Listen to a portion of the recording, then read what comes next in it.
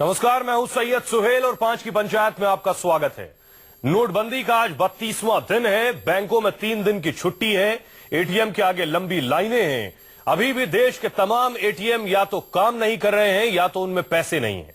और इन सब के बीच प्रधानमंत्री नरेंद्र मोदी ने गुजरात के डीसा में कहा, यह कष्ट सिर्फ और सिर्फ 30 दिसंबर तक का है। अगले 20 दिनों में हालात सामान्य हो जाएंगे। प्रधानमंत्री ने कहा कि नोटबंदी से आम लोगों और अमीरों का फर्क मिट गया है और नोटबंदी के फैसले के बाद नया पाप करने वाले किसी कीमत पर बख्शे नहीं जाएंगे। विपक्षी दलों पर भी प्रधानमंत्री मोदी ने तीखा वार करते हुए कहा कि संसद में उन्हें बोलने नहीं दिया जाता, इसलिए वो जनसभा में बोल रहे हैं। 5 की पंचायत में आज हम यही सवाल उठा रहे हैं कि क्या नोटबंदी से गरीबों की ताकत बढ़ी है और नोटबंदी को गरीबों अमीरों से क्यों जोड़ रहे हैं पीएम।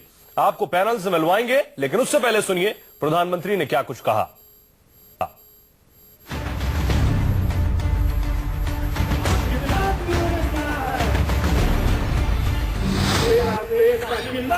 भावी पीढ़ियों के सुख के लिए चलने वाला गरीब देश का सामान्य मानवी जैसे 100 रुपये की ताकत बढ़ गई, वैसे गरीब की ताकत बढ़ाने के लिए ये मैंने काम किया।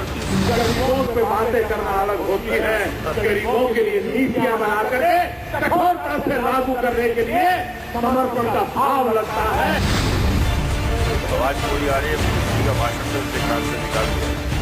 गरीब की ताकत कम हो रही है।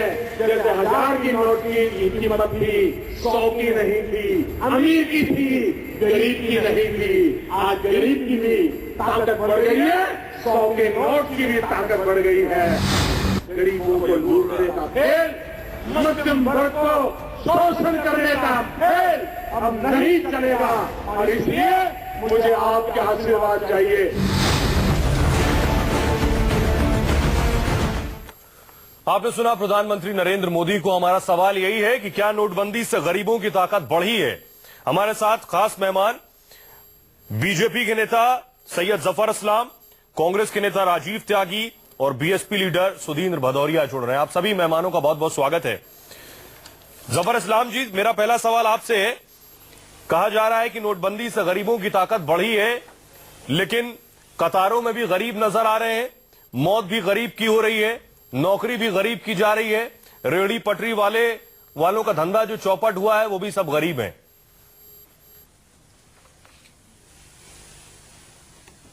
देखिए सोहेल साहब, पहले तो ये बता दो कि जो प्रधानमंत्री ने कहा है उसको गहराई से सोचिए।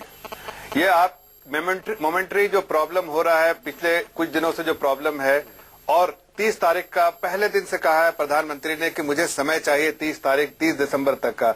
ऐसा नहीं कि प्रधानमंत्री ने आज पहली बार इस बात का जिक्र किया हो, पहले भी जिक्र किया, पहले दिन से जिक्र किया। और इस बात को भी मैं तस्दीक करता हूं, बताता हूं कि प्रधानमंत्री इस फैसले को, ये बहुत बड़ा साहस भरा डिसीजन, बहुत स्ट्रांग पॉलिटिकल विल चाहिए था इस डिसीजन लेने के लिए। उसको लेने से पहले हर चीज के प्रोज एंड कॉन्स को डिलिबरेट किया, इस चीज को भी कंसिडर किया कि लेकिन सर आप इसे मोमेंट भी कह रहे हैं जिसमें 80 से ज्यादा लोगों की मौत हो गई है, इसलिए 50 दिन का समय मांगा। लेकिन देखिए, मौत जहां तक है उसका दुख है, हम सभी को दुख है, लेकिन उसको डायरेक्टली इससे लिंक करना सही नहीं होगा। लेकिन मौत को इस चीज से जोड़ के पॉलिटिकल कलर देने की जो बात जो पॉलिटिकल पार्टियां कर रही है वो गलत है, उसमें कोई सच्चाई नहीं है। हाँ, हो सकता है हम उनके गरीब जो आपको सुन रहा है, संवेदना प्रकट करते हैं अपने पार्टी की तरफ से। इस्लाम साहब, गरीब जो आपको सुन रहा है उसको 2-3-4 पॉइंट बता दीजिए। मनरेगा वाला गरीब जो मनरेगा में इसलिए काम नहीं करता क्योंकि 3 महीने बाद पैसा मिलता है, वो भी 150 रुपए से ज्यादा मिलता है, 250-300 में वो अलग काम कर लेता है। वो आदमी जिसके पास गांव में घर नहीं है और आप देते भी है तो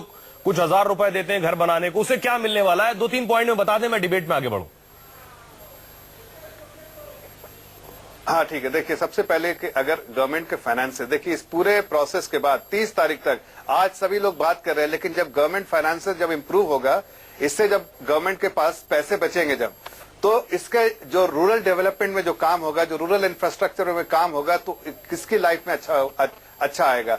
अगर इससे टैक्स बढ़ता है तो और से ज्यादा पैसा आएगा जो कि गरीबों पे खर्च किया जा सकता है। तीसरी बात, जो अगर आप देखिए जो इनकम टैक्स में संशोधन किया गया है उसमें 25% जो है पैसा वो जन कल्याण के लिए रखा गया, तो उससे किसको फायदा होगा? एक अमीर आदमी के लिए तो नहीं, जन कल्याण के लिए रखा गया। सारे जो, और उसके बाद आप देखिए जब डिजिटल पेमेंट होगा, बैंक अकाउंट में पैसा जाएगा, तो आजकल क्या होता है, लोग पैसा देते हैं 500 रुपया, 5000 रुपया, लिखवाते हैं 2000 रुपया, लिखवाते हैं 5000, देते हैं 2000, वो खत्म हो जाएगा, इसलिए कि सब बैंक अकाउंट में खाते में पैसा जाएगा, तो मजदूरों को भला होगा। तो ऐसे अगर आप देखिए तो कई जन विकास के लिए और आम आदमी के लिए ऐसे जो योजनाएं आएंगी आगे, इसलिए कि सरकार के पास पैसा नहीं बचता है जो कि कैपिटल एक्सपेंडिचर के लिए या फिर ऐसे डेवलपमेंटल काम के लिए या रूरल डेवलपमेंट के लिए, लेकिन इस पूरे प्रोसेस के बाद आप देखिए, यानी आप कह रहे हैं ये वो चीजें हैं जो शायद नोटबंदी के बिना मुमकिन नहीं थी। फंड है वो सारा जो है गरीबों में खर्च होगा। ये वो चीजें जो नोटबंदी के बिना मुमकिन नहीं थी, नोटबंदी के बाद ज्यादा बेहतर तरीके से होगी। राजीव जी जो बात कह रहे हैं जफर इस्लाम साहब, नहीं, इसका जवाब सोहेल साहब, इसका जवाब देता हूँ फिर आप त्यागी जी को आने दीजिए। नोटबंदी को सिर्फ एक चीज से आप मत जोड़िए। मैं समझ गया, मेरा सवाल त्यागी जी से यही है, मल्टीपल ऑब्जेक्टिव है। जफर साहब, त्यागी जी, जफर साहब कह रहे हैं, राजीव त्यागी जी, अगर आप ऐसा करें तो आप लोग पर्सनल डिबेट में मत इन्वॉल्व हुई है सर। त्यागी जी, जो बात जफर साहब कह रहे हैं, इस बात को आप क्यों नहीं समझ पा रहे हैं? बोलिए और झूठ बोलिए। सुनिए तो, टैक्स पेयर्स बढ़ेंगे तो रेवेन्यू बढ़ेगा, कैशलेस ट्रांजैक्शन बढ़ेगा तो करप्शन रुकेगा, और करप्शन खत्म होगा तो गरीबों की ताकत बढ़ेगी जब रेवेन्यू बढ़ेगा। आप इस बात को क्यों नहीं समझ पा रहे?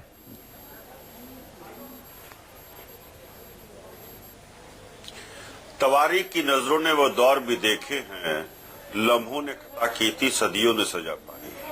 अरे शेर शायरी बहुत कर लिया भाई, ये शेर शायरी का जमाना नहीं है। नवंबर को राजीव त्यागी जी, उन्होंने कहा था ये शाम में कहीं और कर लीजिए।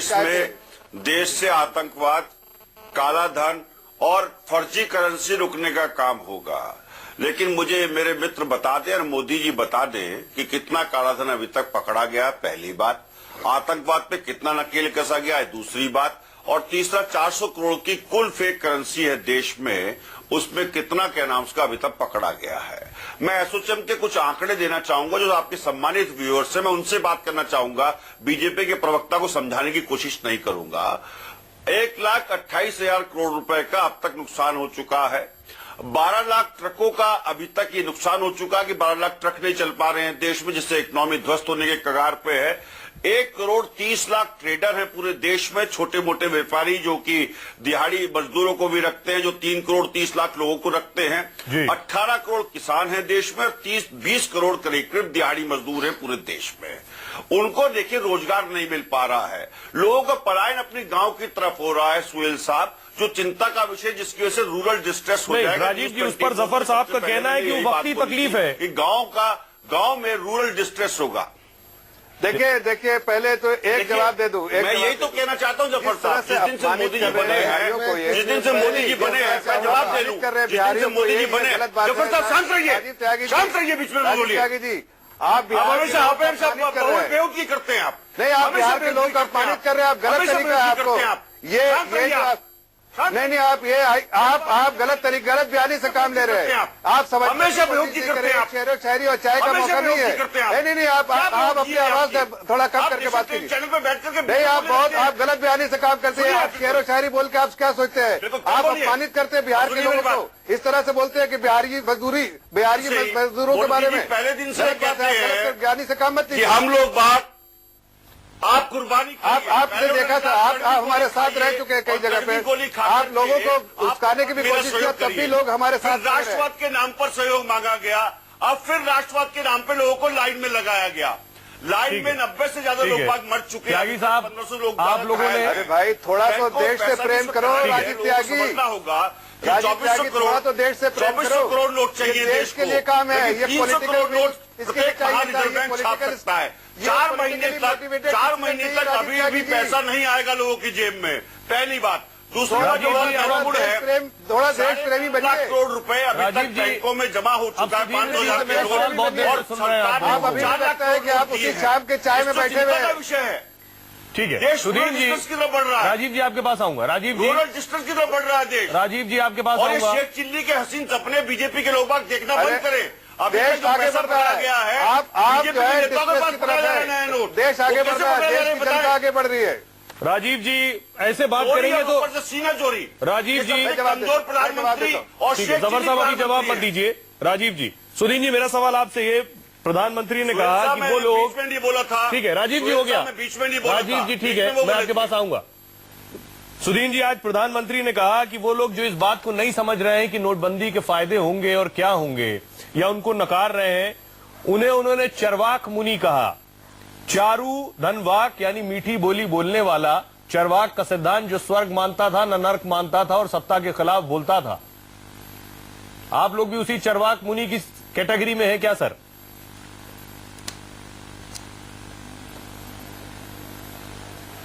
देखिए, अगर भारतीय जनता पार्टी के जो यहाँ प्रवक्ता आए हैं वो अगर उनको अनवरत रूप से बोलना है तो मुझे कुछ नहीं कहना है। अगर वो सभ्य तरीके से इस बहस को आगे बढ़ाना चाहेंगे तो मैं इस बहस में अवश्य हिस्सा लेना चाहूंगा। मैं ये कहना चाहता हूं कि इन्होंने एक शब्द प्रयोग किया, गलत बयानी का। ये बात मैं इस कह रहा हूं। समय सबसे ज्यादा गलत बयानी इस सभा से अगर लक्षित होती है तो वो प्रधानमंत्री जी की होती है। वो पिछले 20 दिनों से विपक्ष मांग कर रहा है कि वो आए और संसद में बोले, बताएं कि उन्होंने अब तक कितने काले धन वालों को पकड़ा है, नंबर 1। नंबर 2, उन्होंने इस को जो चार्ज लगाया था कि विपक्ष के लोगों के पास काला धन है, तो उनमें से क्यों नहीं इनके पास एनफोर्समेंट डायरेक्टोरेट है, इनके पास सीबीआई है, इनके पास सारे इंस्टीट्यूशंस हैं, एक को इन्होंने पकड़ा नहीं है। और इस तरह का झूठा प्रचार और प्रपंच ये चला रहे हैं। मैं एक चीज जरूर कहना चाहूंगा, पिछले 2.5-3 वर्ष हो गए प्रधानमंत्री जी को बने हुए, तमाम लेखों में भी आया है, बड़े बड़े अर्थशास्त्रियों ने, जिसमें अमर्त्य सेन है, जिसमें अन्य और तमाम लोग हैं, उन्होंने कहा कि पिछले 3 वर्षों के अंदर इस देश में 3 चीजें बहुत बड़ी हैं। इसमें गैर बराबरी बहुत बड़ी है, गरीब और गरीब हुआ है, इसमें बेरोजगारी बढ़ी है। इन्होंने वादा किया था 2 करोड़ रोजगार देंगे, तो 2 करोड़ रोजगार तो रहा दूर। सर, लेकिन इनका तो कहना है सबसे ज्यादा परेशान बीएसपी और मायावती है। नोट का जो कारोबार था टिकट के जरिए वो बंद हो गया है। मैं जरा बताता हूँ, इनका जवाब देता हूँ। देखिए, अरे भैया, मैं जवाब देता हूँ तो क्यों नहीं, अगर हम अगर वो एक तरफ तो ये एक मिनट, अभी भदौरिया जी बोल लिया ना, अभी सब ऐसा जरा दिखाइए, आप सब है तो जरा दिखाइए। नसीहत देने से ज्यादा आप फजीहत करते हैं। सुनिए, बहुत हो गया, आप जरा सुन लीजिए, सुनिए सोहेल साहब, सुनिए। अरे इनको जरा चुप कराइए, इनको कुछ भी सिविलिटी नहीं मालूम है, खाली लेक्चर देना जानते हैं भदौरिया जी।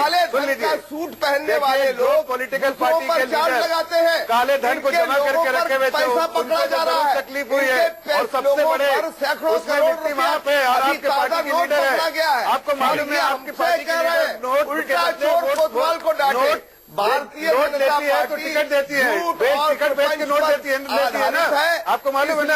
आपके पार्टी के लीडर पार्टी के टिकट बेचती है। आप लोग आपस में लड़ लिए हो तो डिबेट को आगे बढ़ाएं। पार्टी के लोग कहते हैं कि बिना टिकट के पैसे दिए हुए वो टिकट नहीं मिलता है। ऐसे काला धन जमा करने के बाद आपको ये तकलीफ होगी। ठीक है, जफर साहब, आपकी बात को इसीलिए जफर साहब, जो लोग ऑनेस्ट लोग थे, जो लीडर थे, उन्होंने जफर साहब, मेरा सवाल आपसे, जफर साहब, मेरा सवाल आपसे, सवाल सुन लीजिए। भदौरिया जी की बात को ही आगे बढ़ा रहा हूँ। मेरा सवाल आपसे, आपकी पार्टी या सरकार हर मंच से कह रही है कि जो शख्स नोटबंदी के खिलाफ आवाज उठा रहा है दरअसल करप्ट वही है।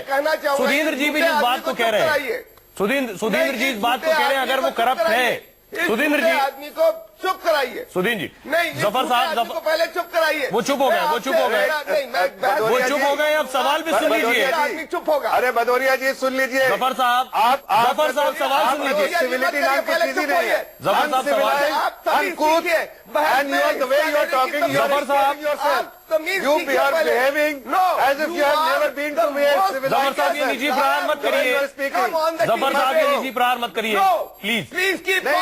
ये आप इनको मना कीजिए इस तरह की बात। जफर साहब, ये ऐसे पार्टी के लीडर है, ऐसे पार्टी के लीडर जिनके मुखिया जो है सुधीन जी, लेकर वो टिकट बेचती है, इनको मालूम है अच्छे से। Speaking lies, you are like Sudhin ji और जफर जी, Will you deny that एक दूसरे पर पर्सनल मत होइए, डिबेट आप लोग खराब कर रहे हैं इस तरह से, प्लीज।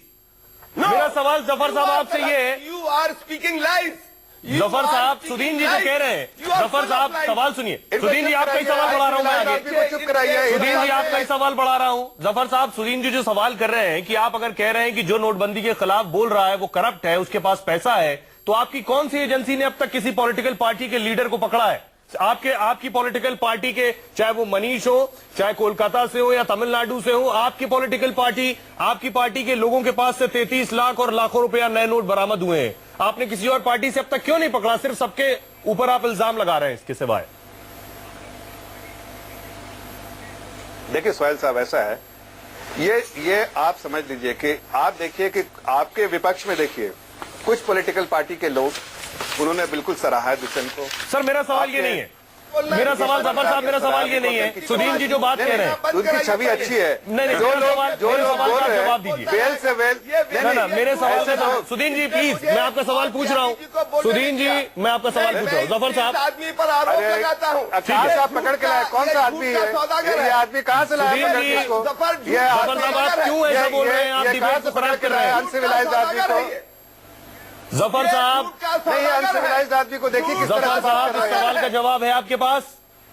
आपने अब तक किस पॉलिटिकल पार्टी के प्लीज जफर साहब को भी तो सिविलाइज, पार्टी के प्लीज जफर साहब को भी तो सिविलाइज, जिस पर इल्जाम लगाया हो आपने? पैसे के सबको सिविलाइज देना चाहिए। ये सब बिल्कुल अनसिविलाइज बिहेवियर करते हैं। ठीक है, अब प्लीज सब खामोश रहेंगे, जफर साहब जवाब देंगे। यहाँ से उठ के जाए, अच्छा है। जफर साहब, किस पॉलिटिकल पार्टी के लीडर को आपने पकड़ा है जिस पर इल्जाम लगाया हो? जो बेल से बेल तक है ना, ऐसे ही हाल करूंगा। जफर साहब। अरे भदौरिया जी, जफर साहब, भदौरिया जी को आप संबोधित मत कीजिए प्लीज। बेल में छूटा हुआ वेल तक दौड़ता है। सुनिए, आप मेरे सवाल का जवाब नहीं दे रहे हैं, आप बार बार भाग रहे हैं इस सवाल से। सुनिए जफर साहब, मेरा सवाल आपसे सीधा है। मायावती ने सवाल उठाया तो आपने कहा दरअसल मायावती के पास पैसा है या मायावती टिकट बेचती हैं। कांग्रेस ने सवाल उठाया तो आपने कहा उनके पास पैसा है। कितने नेताओं को पकड़ा है आपने अब तक? देखिए सोहेल साहब, ऐसा है कि पकड़ना जो है कृपया 30 सेकंड वो दीजिए ना। अपने वो इन्वेस्टिगेटिव एजेंसी का काम है। यानी आपका काम सिर्फ ब्लेम करना है, आप ये कह रहे हैं? मैं उसमें आपका काम सिर्फ ब्लेम करना है, आप ये कह रहे हैं? एक मिनट सोहेल भाई, सोहेल साहब आप सुन लीजिए। नहीं सुन, एक मिनट सोहेल साहब सुन लीजिए मेरी बात। जब आप मुझे मौका दिया तो सुन लीजिए। नहीं, एक मिनट सुन लीजिए। ठीक है, हम एक छोटा सा सवाल, जफर साहब एक छोटा सा सवाल और जोड़ दूं, जो 5 की पंचायत का ही सवाल था। एक छोटा सा सवाल जो 5 की पंचायत का ही सवाल था। बार बार आपका और पीएम का ये कहना, आम और अमीर का फर्क मिट गया है, गरीब चैन की नींद सो रहा है, अमीर नींद की गोली खाकर सो रहा है। पूरे देश में आपने ऐसा प्रचार करा दिया है कि पूरे देश का जो अमीर है दरअसल वो चोर है, वो करप्ट है। ऐसा क्यों? नहीं देखिए, अब इसको आप सुन, अब अगर आपने मौका दिया 2 मिनट शांति से सुन लीजिए। देखिए ऐसा लोग जो देखिए आप जो भी पैसा जमा कर रहे हैं बैंक में, उस पर सब सही पैसा नहीं। इसलिए मैं बोल रहा हूं कि देखिए थोड़ा इन्फॉर्म तरीके से बोल रहा हूं, शायद भदौरिया जी को समझ में आए ना समझ, लेकिन सुन लीजिए। फाइनेंशियल इंटेलिजेंस यूनिट है मिनिस्ट्री ऑफ फाइनेंस में, वो हर दिन सस्पिशियस ट्रांजैक्शन रिपोर्ट जनरेट करती है। जो भी ट्रांजैक्शन होता है, अरे यार कहां से आ गए इनको? अरे please understand mister Bhadauria, don't behave like uncivilised person please. मैं समझ गया इसको। Please mister Bhadauria, I understand your IQ level is so poor that you will not understand when I am talking. यही हालात आप लोगों ने, just keep your mouth. Sir कुछ यही हालात आप लोगों ने दरअसल संसद में भी बना रखा है और ऐसे ही शोर कर रहे हैं। दुनिया न सुन पा रही है, न नोटबंदी पर चर्चा हो रही है और सिर्फ एक दूसरे पर ब्लेम गेम हो रहा है। बहुत बहुत शुक्रिया आप सभी मेहमानों का।